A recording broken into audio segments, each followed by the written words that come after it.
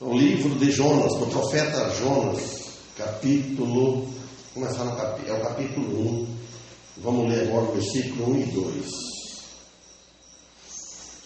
Jonas. E veio a palavra do Senhor a Jonas, filho de Amitai, dizendo: levanta-te, vai para a grande cidade de Nínive e clama contra ela, porque a sua malícia subiu até a minha presença.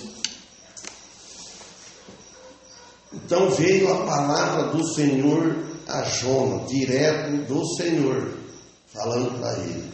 Um chamado para Jonas pregar a palavra do Senhor, a palavra de Deus. E nós também somos chamados também para pregar a palavra de Deus. E às vezes nós fazemos igual a Jonas, nós fugimos, semelhante, né? Então era um compromisso de Jonas ir a Nínive. E o Senhor escalou para ele, indicou em Nínive. Já falou o lugar que é para ir. Hoje o Senhor não trabalha desse jeito. Então, mas põe na nossa consciência. Então, quer dizer que a palavra do Senhor é uma declaração decisiva. E a palavra do homem não. A palavra do Senhor é decisiva, que afirma e mostra a verdade. E a palavra do homem não é decisiva. Não existe homem na face da terra que ele diga assim, dizer que não tem falha. A minha palavra, como fosse palavra de rei. Diz que a palavra de rei não volta atrás. Diz também que a voz do povo é a voz de Deus. Não é um absurdo um ditado desse, uma linguagem desse, falaram algo desse jeito. Então a palavra de Deus que é decisiva. Quando ela entra numa pessoa, ela define uma coisa, ela decide. Ela é afirmativa mesmo, ela é real, é verdade. Não somente. Aqui falando de toda a palavra de Deus na Bíblia. A mesma declaração que era para ele declarar o Evangelho, é o mesmo falando do pecado, da mesma declaração que nós falamos hoje. Então a palavra do Senhor é uma declaração decisiva, verdade. Não pode ser negada. A palavra de Deus nós não podemos segurar só para nós. Jonas, filho de Amitai. Então o profeta, e que ele tinha que entregar a mensagem de Deus. Ele tinha algo específico para entregar a palavra de Deus, a mensagem, e ninguém mais. Foi específico para Jonas. Jonas foi para ele, mas só que ele temeu, ele ficou com medo. Jonas, ao versículo 2, fala: levanta-te e vai. Levanta-te e vai. O Senhor disse para Jonas. E hoje, será que o Senhor não fala no coração das pessoas, dos cristãos? Levante-te do seu sofá e vai para a igreja. Levante da sua cadeira e vai para a igreja. Sai da sua casa, vai para a igreja aos cultos. Vai ouvir, vai pregar. Então levanta. Então Jonas, ele recebe um chamado do Senhor para levantar-se e ir pregar a Nínive. Pregar a Nínive o quê? Pregar contra os pecados dela. Isso que é de tudo. E pregar contra os pecados. E é o dever de todos os pastores, os pregadores, os cristãos, pregar contra o pecado, contra a injustiça, contra a mentira, contra os erros, seja da igreja ou seja quem for. É para pregar contra o pecado. Qualquer item desse daqui é pecado contra Deus, é desobediência, é rebeldia. No trabalho também, nos lares, quer dizer, nossas famílias. Olha, Deuteronômio, vocês não precisam ir lá, quem tiver agilidade vai, né? Deuteronômio 5, 6, 7, olha o que fala Deuteronômio. Vou ler o versículo 5. Amarás, pois, o Senhor teu Deus de todo o coração, e de toda a tua alma, e de todas as tuas forças. E estas palavras que hoje te ordeno estarão no teu coração. Certo? E as ensinarás a teus filhos, e delas falarás assentado em tua casa, e andando pelo caminho, e deitando-te e levantando-te. Olha bem, será que os pais de hoje fazem isso com os filhos? Ensinar, olha bem, para os teus filhos, a sentar na tua casa. Fala para os filhos. E isso que é criar os filhos no caminho do Senhor. Se alguém não sabe, não conhece, procura praticar. Assentado na tua casa, andando pelo caminho, e deitando-te e levantando-te. É para ensinar os filhos. Então aqui diz: Nínive era a capital dos poderosos império assírio, do poderoso. Era uma força dominante no mundo daquele tempo. Então a mensagem dada a Jonas pelo Espírito Santo, fala: levanta-te e vai a Nínive, deve ter sido uma surpresa ao profeta Jonas. Nenhum profeta jamais tinha sido enviado aos gentios. O apóstolo Paulo é o apóstolo dos gentios, porque Jesus, ele veio para os judeus, ele pregou para os judeus. Ele trabalhou lá, Jesus, os discípulos. E os apóstolos, o apóstolo Paulo, apóstolo dos gentios. E Jonas foi também enviado aos gentios, especialmente para aqueles tão cruéis como os ninivitas. Você imagina você ter que pregar o evangelho, pregar contra o pecado de uma pessoa bem cruel, de um lugar bem cruel, cruéis mesmo. Para pregar, quem gosta da gente não fala nada, é fácil pregar na igreja.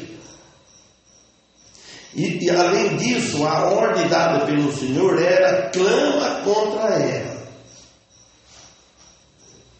Então nós devemos ter coragem. O pastor deve pregar contra o pecado da igreja, contra aqueles que faltam bastante nos cultos. É para pregar. Não é só para pregar favor. Não, pode faltar. Então Jonas foi chamado para pregar contra ela. Nós devemos pregar contra o gosto da carne. Certamente não era uma palavra que iria agradar o povo ninivita. E hoje também as mensagens que não agradam o povo não aplaude, o povo não gosta.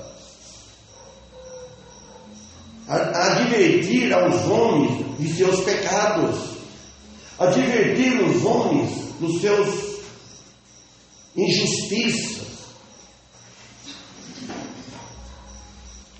para ele não ir para o inferno, e lhe dizer do juízo que está por vir, pregar sobre o julgamento, o juízo de Deus, que está sobre cima da pessoa, enquanto ela não se converte.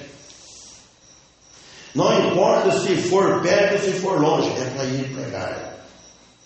Raras vezes se depara com uma aprovação ou um apoio. Geralmente se depara contra a rejeição. Esperar que vão apoiar quem leva uma vida séria com Deus, quem quer levar uma vida de justiça. Nem toda a igreja às vezes apoia, aprova. Por isso, por parte do povo, e por isso muitos profetas foram mortos, porque pregava contra o pecado do povo. Pregar contra o caminho que está vivendo. Então, levanta-te e vai a Nínive. Quantas vezes está falando isso para nós? Levanta-te e vai. Vai pregar. Vai visitar. Vai para a igreja. A inclinação do povo de Nínive, não só dela, mas até os dias de hoje atuais. A população tem aumentado, vem aumentando, multiplicando e continua da mesma vida que era antes que viviam, desobedecendo a Deus, desagradando a Deus. Uma vida de sempre, uma disposição para pecar, disposição para obedecer a Deus, a pessoa não quer, é fraco. Mas disposição para pecar, para desobedecer a Deus, é bastante.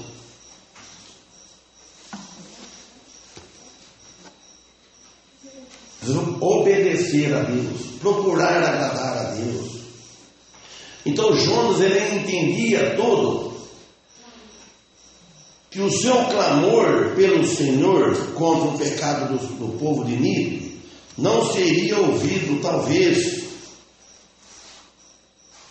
Jonas pensou, talvez não vão ouvir, não vão atender, não vão dar crédito.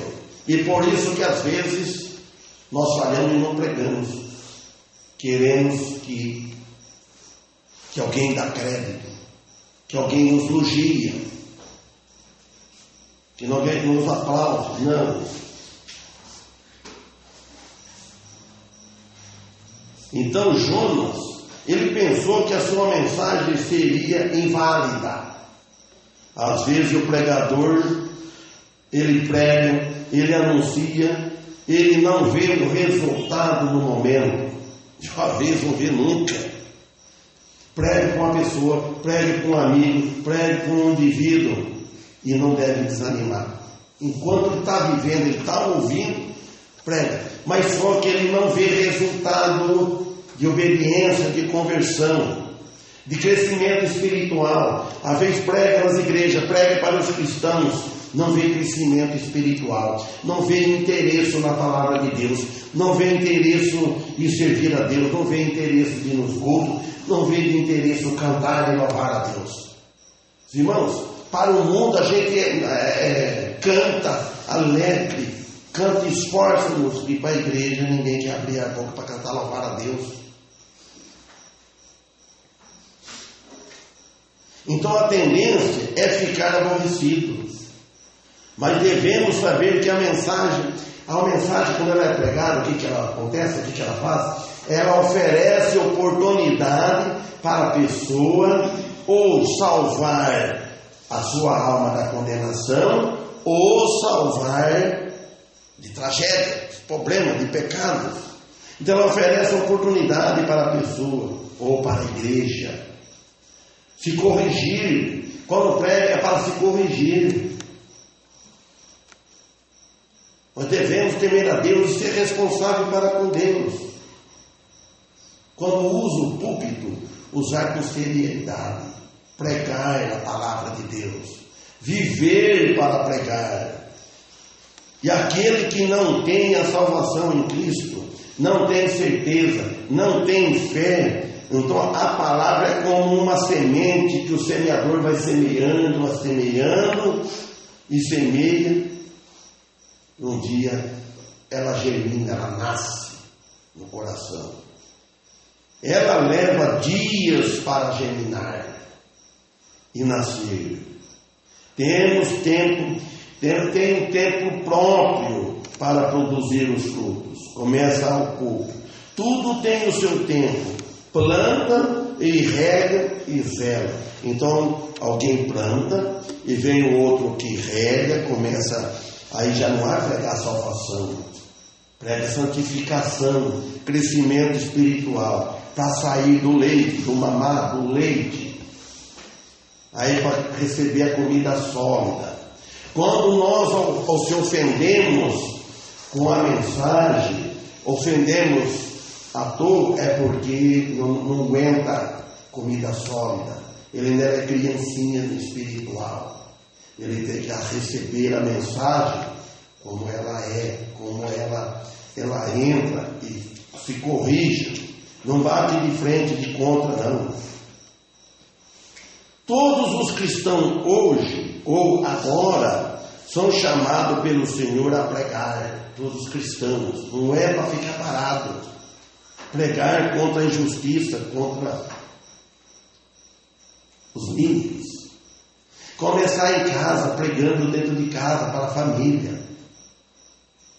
Pregar para os parentes, como o apóstolo Paulo, no capítulo 10 de Romanos. Nínive de hoje, tem muitos que precisamos pregar. Todos são convocados ao trabalho, ao hino 419. Mãos aos trabalhos, crentes. Levantar sem mudar de rumo. Levanta e com a direção. Sem mudar de rumo. Sem mudar de direção. Deixar Deus nos dirigir, nos fazer como, não fazer como Jonas. Jonas ele desviou. Vamos ver o versículo 3. Ó a fuga de Jonas.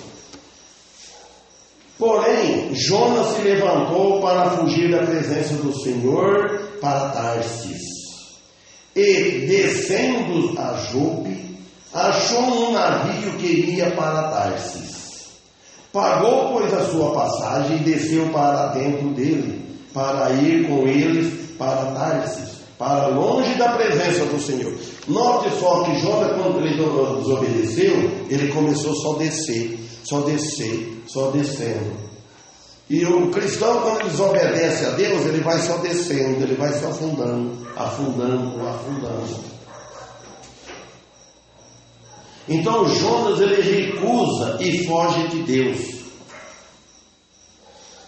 Jonas se levantou para fugir da presença do Senhor para Tarsis. Não era para lá que é para ele. Agora, qual será o motivo desta fuga? Não se esquecendo que Deus é vitorioso em tudo e em tudo. Ele fugiu. Ele mudou de direção. Mas o Senhor teve vitória. Então, porque no final das contas, esta passagem descreve a resposta e o resultado da desobediência de Jonas. E às vezes nossa desobediência também, às vezes, vemos o resultado logo. Ele deveria seguir de viagem para Nínive e não foi. Às vezes nós devemos ir para a igreja e não vamos. Ou o crente não vai, ele vai contra o local.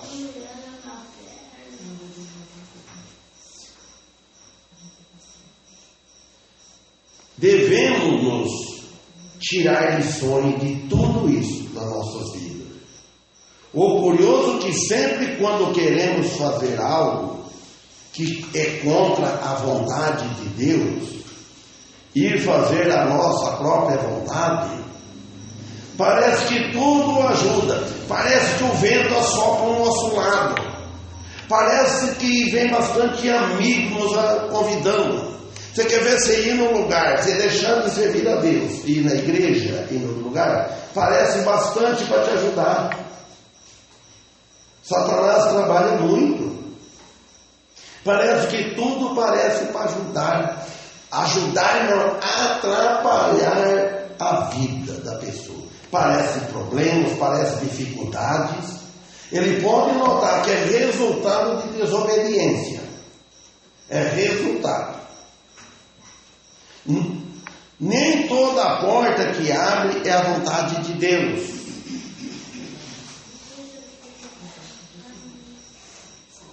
Às vezes Deus permite, mas precisa ver se é da vontade dele. Ele ou permite ou abre, porque nós forçamos, às vezes nós forçamos fazer algo, então ele deixa fazer. Aí ele permite, porém, mas contra a vontade dele. Salmos 139, 1, 2, 3, 7. Alguém quer ler Salmos lá? 132. 139. Salmos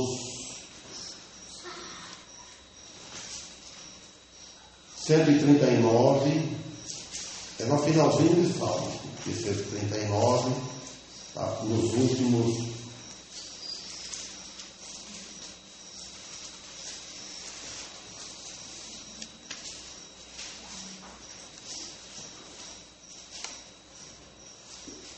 Eu vou ler, se alguém não vai ler. Senhor, tu me sondaste e me conheces. Tu sabes o meu assentar e o meu levantar. De longe entendes o meu pensamento. Olha bem, de longe ele entende o meu pensamento. Cercas o meu andar e o meu deitar, e conhece todos os meus caminhos. Não havendo ainda palavra alguma na minha língua, eis que logo, ó Senhor, tu conheces. Olha bem esse verso aqui, ó. Não havendo ainda palavra alguma na minha língua. Vocês entendem o que está dizendo isso? Coisa que eu não falei ainda. Não há palavra ainda. Eu não falei ainda o que eu vou falar amanhã. Eu não falei ainda, eu não sei o que eu vou falar, mas qual é a palavra que eu vou falar amanhã?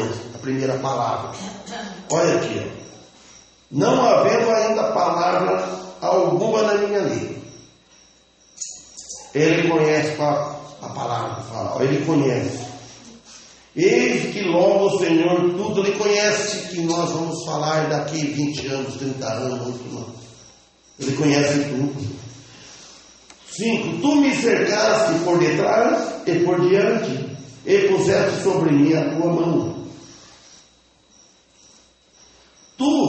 Tal ciência é para mim maravilhosíssima, tão alta que não há que posso atingir. Certo? Para onde me irei do teu espírito, ou para onde fugirei da tua face? Viu só como é que é o nome de Deus que nós seguimos? Então aqui em Jonas, ainda no versículo 3, Tarsis estava localizada na costa sul da Espanha. Estava na direção oposta de Nínive. Jonas foi enviado para longe. Agora o versículo 4. O Senhor envia uma tormenta. Olha que ele desobedeceu. Vamos ver o versículo 4. Mas o Senhor mandou ao mar um grande vento e fez-se no mar uma forte tempestade, e o navio estava a ponto de quebrar-se. O Senhor mandou no mar um grande vento, por causa que Jonas desobedeceu. Quer dizer que as armas ou as forças sobrenaturais de Deus são potentes. As nossas forças não são potentes. porque vem daquele que é potente. Tudo que nós fazemos é fraco, mas nós somos ilimitados. Não somos, Deus não é como o homem, como a humanidade. Quem não tem receio das forças ou das mãos de Deus, dá um temporal forte um pouco aí, não precisa ficar tudo com medo. Quem não tem medo não tem meu Senhor. Diz que o navio estava a ponto de quebrar-se, mas o Senhor fez levantar um grande vento e o navio estava a ponto de quebrar. Aqui é somente a primeira de várias frases desta natureza, onde o Senhor ele interpôs diretamente para guiar os assuntos do profeta. Impediu a viagem daquele navio. Agora vamos ver as orações dos marinheiros no versículo 5. O resto. Então temeram os marinheiros e clamavam cada um aos seus deuses. E lançaram ao mar as cargas que estavam no navio para o aliviarem do seu peso. Jonas, porém, desceu ao porão do navio e, tendo-se deitado, dormia um profundo sono. Eu já falei uma vez, eu vou falar de novo. Toda vez que falo em Jonas, eu lembro do nome. Monadel lembra do Lázaro, irmão do Arlindo Dias. Eu não sei o que tem na minha mente, que me parece que Jonas igual aquele homem, e Abraão igual o vô, meu avô. Eu vou falar muito de Abraão, ele pregava muito. Então, temeram os marinheiros, mas quem é que não teme uma coisa dessa? O início de todas as coisas começa com o temor, ou medo, ou dor. Assim que começa. Não há consciência tão insensível como de um homem cristão quando ele não obedece a Deus. Quando ele está contra a vontade de Deus. Os marinheiros estavam orando e Jonas estava dormindo. Não é feio isso, irmãos? Você imagina se os ímpios, na doutrina errada, estão no seu templo, orando lá, rezando, servindo o Deus deles. E o cristão dormindo, o pastor dormindo, os irmãos dormindo, fazendo outra coisa. Olha bem, eles clamando ao Deus dele, que diz aqui, clamando ao Deus deles, pedindo jogo, fizeram na ilha, esvaziaram o navio. Primeiro, Jonas, ele desceu a Jope, começa por aí. Depois para dentro do navio. E em seguida ao porão do navio. Olha, ele foi só descendo. Clamava cada um com seu Deus, ele só clamando. E os marinheiros a bordo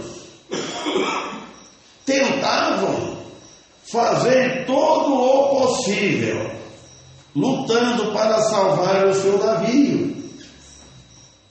Mas o problema não era a carga do navio, era o quê? A carga de Jonas. O pecado é a carga mais pesada que existe. A desobediência de Jonas, desobedecendo a Deus.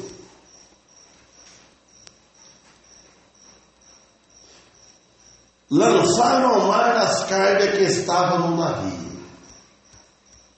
Quantas coisas de valores monetários, quantos prejuízos por causa de um homem desobediente a Deus?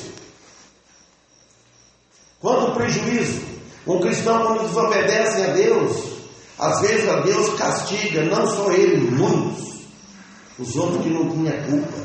No caso aqui, porque estava no navio.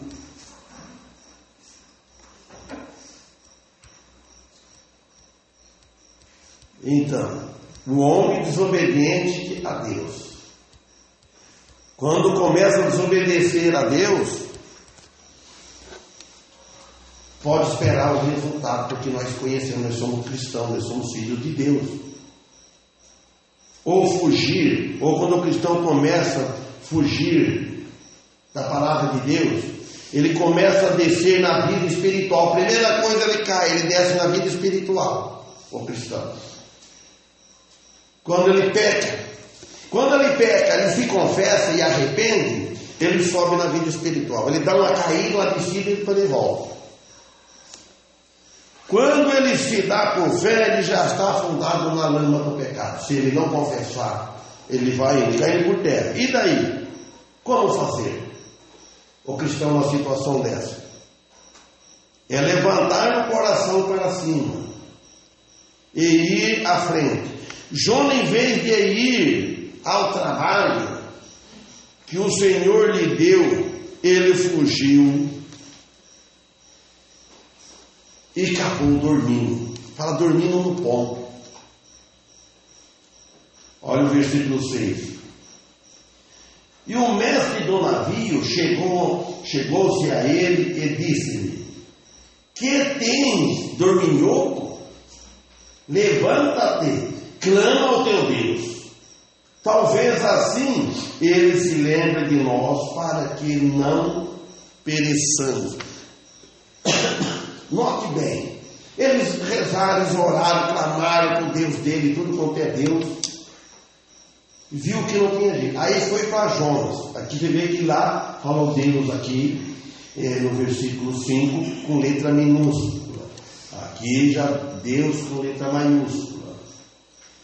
Talvez assim ele se lembre de nós. Perderam a fé no Deus deles. Falei, bom, ver o Deus de Jonas. Então o mestre chegou a Jonas. Eles desconfiavam que Jonas estava escondendo alguma coisa. O mundo vê, irmãos, quando o cristão parece que todo vê. Quando o cristão está em pecado, está escondendo alguma coisa, o mundo vê. Ele fica com vergonha até do mundo. Olha, o cristão deve vigiar dia e noite. Porque o apóstolo Pedro diz: vigiar e orar. Que não adianta vigiar também se não orar. Vigia e ora, obedece a Deus. Fala por quê? Porque o diabo, o vosso adversário, anda bramando em redor de vós. De vós, buscando a quem possa tragar. Aqui nós estamos as irmandades em Cristo, os irmãos. O diabo anda bramando para ver se ele busca um de vós, alguém de vós que ele possa tragar. Você nota no deserto lá, eu gosto muito de assistir aquilo. Quando passa lá no planeta Terra, os bichos, os leões, as onças, elas vão correndo atrás da dó de ver aqueles bichos. Vai, separou um do bando, pronto. Ah, coitado, já era. Pega. Eu fico com dó, mas estão alimentando. Enquanto está no bando assim, não. Os búfalos, os elefantes, qualquer. Não tem o que pode com o leão e com a onça. Olha, já falou. O diabo anda bramando em redor de vós como leão. Então, por isso. E o mundo vê, o mundo vê. Então ele fala: levanta-te e clama ao teu Deus. Os ímpios falando para o profeta: levanta-te, está dormindo. Quantos não estão dormindo no dia de hoje? Aqui a maneira do profeta agir foi repreendida pela fé dos pagãos, dos ímpios. Levanta-te e clama ao teu Deus. Imagine se tiver um casal, ou a mulher é crente ou o marido não é, ou vice-versa. Você não vai na igreja hoje? Porque eu fiquei sabendo, não vou contar quem que é, que o marido é cristão e a mulher não. A mulher visitava.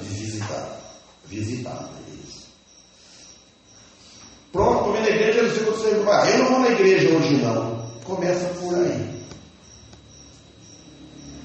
O homem que tem que fazer a frente, não é a mulher. Vamos, Josué não disse? E eu e a minha casa serviremos ao Senhor.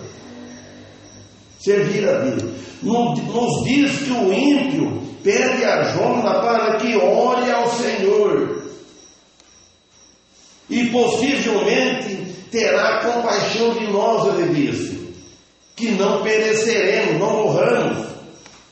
É interessante, embora que esses marinheiros adoravam muitos deuses, e aqui eles empregaram a palavra de Deus, do Deus verdadeiro. Dá a entender que eles mudaram os pensamentos deles. Eles viram que não valia nada o Deus deles. Eles mudaram o pensamento e o coração. Passaram a ter fé no Deus de Jonas.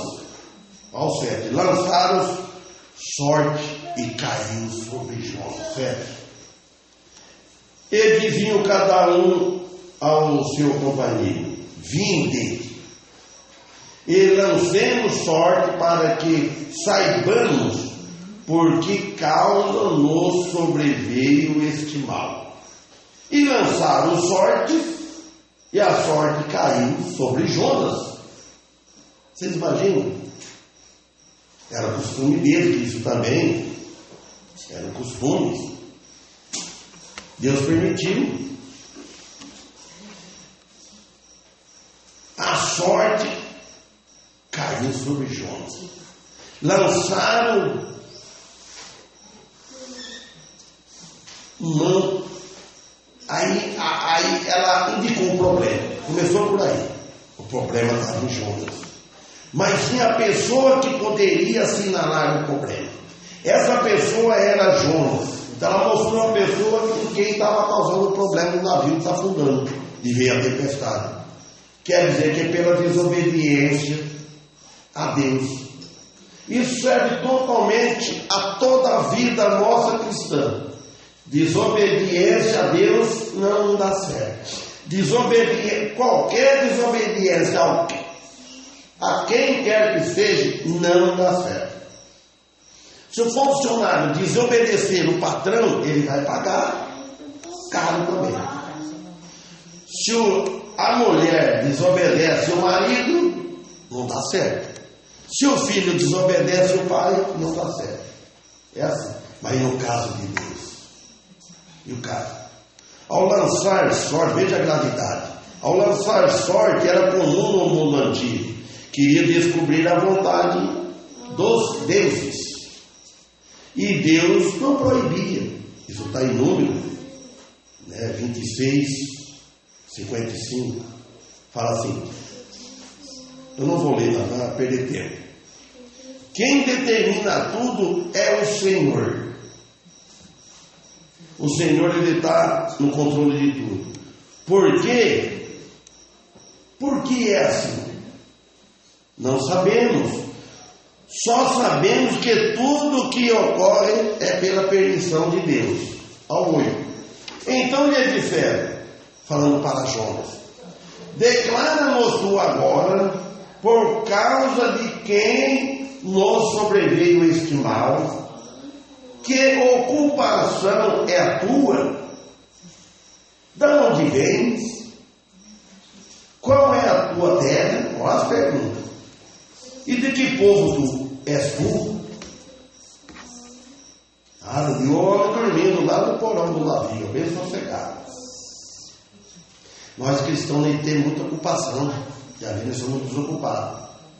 Então pediram uma explicação para Jonas sobre o que estava acontecendo, da onde ele vinha, o que ele fazia, qual era a ocupação dele, se ele tinha culpa ou tinha alguma coisa em a ver com aquele mau tempo. Foram pesquisando Jonas.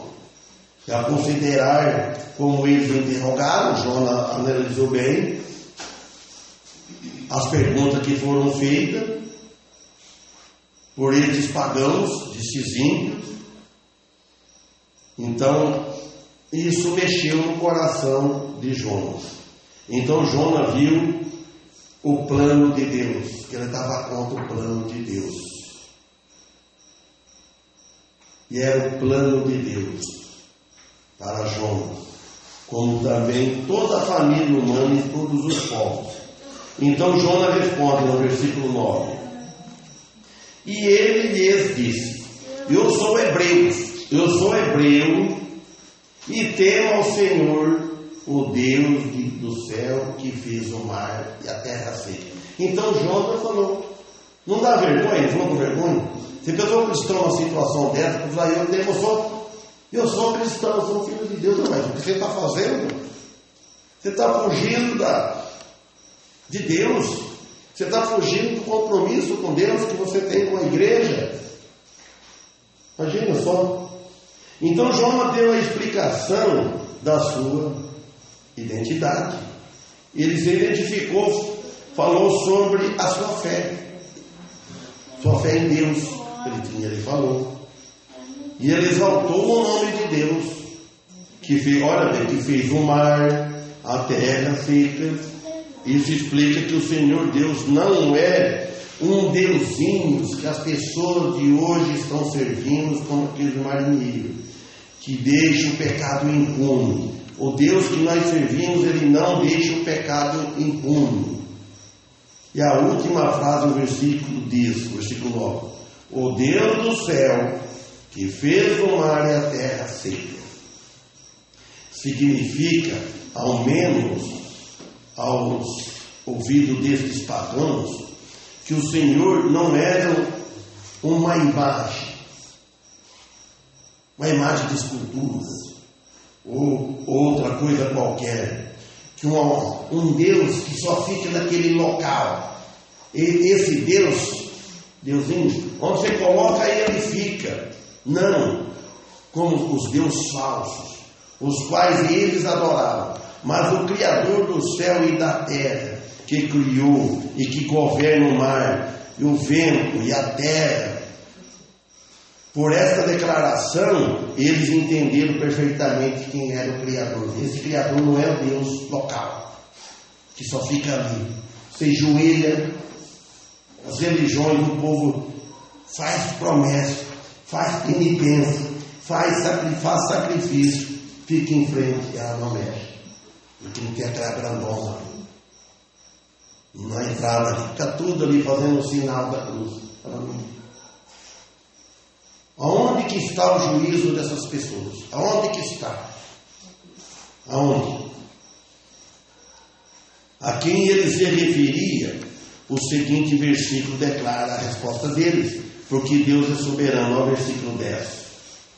Então estes homens se encheram de grande temor e disseram-lhe: por que fizeste tu isso? Pois sabiam os homens que fugia da presença do Senhor, porque ele lhe tinha declarado. Então eles falaram, aqueles homens então temeram o Deus de Jonas.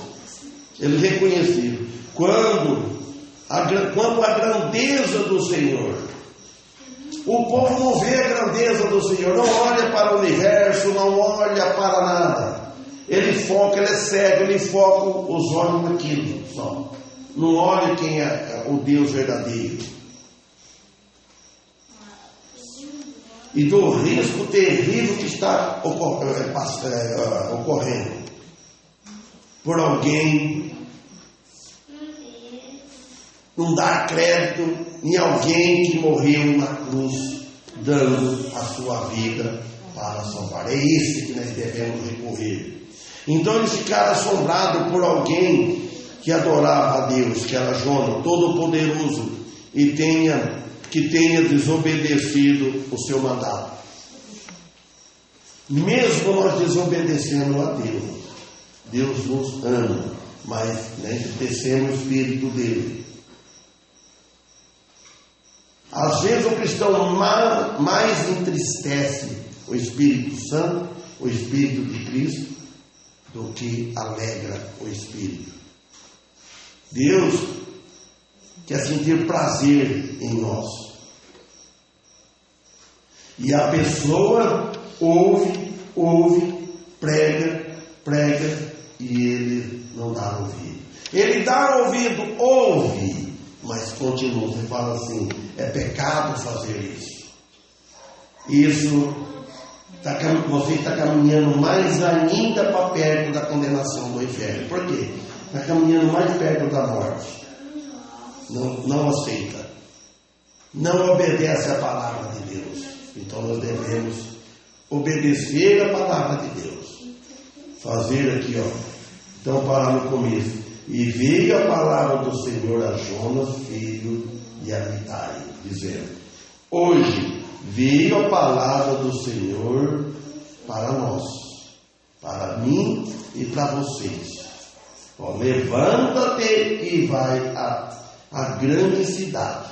Ninguém hoje é para ir nessa grande cidade, mas é para ir evangelizar, é para ir trabalhar, é para servir a Deus, clamar contra o pecado da humanidade, clamar para a pessoa que aceita Jesus, fala que a sua malícia, a malícia da humanidade, já subiu à presença de Deus, está ofendendo a Deus. Cada desobediência é uma ofensa a Deus. Amém? Amém. Ore, irmão Paulo, para terminar.